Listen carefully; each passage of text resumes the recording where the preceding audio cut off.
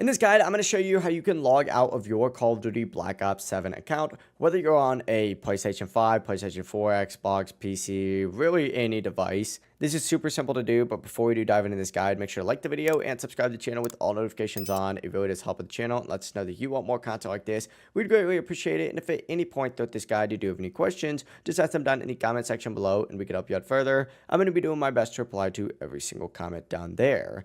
Now, it's going to work on every single platform the exact same, but what you're going to want to do is actually go up to your settings and scroll all the way down and find the account and network settings right here and open it up. Once you're in your account and network settings, you're going to want to scroll up and look for this Activision account setting up at the very top and go ahead and select it, and it's going to pull up a page that looks something like this. If you press square or R, it's going to show all of your details and it's going to show you that associated email that is linked to your account. However, you cannot log out directly from the console or inside the game. Even on PC, you're going to need a secondary device. So essentially, go ahead and open up a web browser of your choice on a secondary device. I'm using a PC for this, but you could use whatever you like. And what you're going to want to go ahead and do is search for Activision login and hit enter, and you're going to see a page that looks something like this. Go ahead and select this and log in with the email address and password associated with your Activision account. Once you are signed in, go ahead and select profile up in the top right, and then go to this account linking section right here. And what you're going to want to go ahead and do is essentially find whatever you want to go ahead and link or unlink,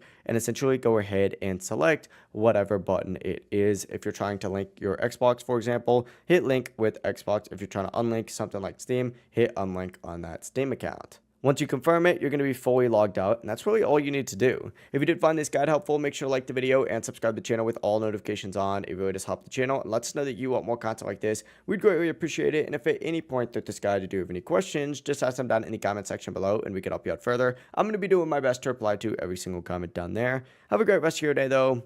Peace.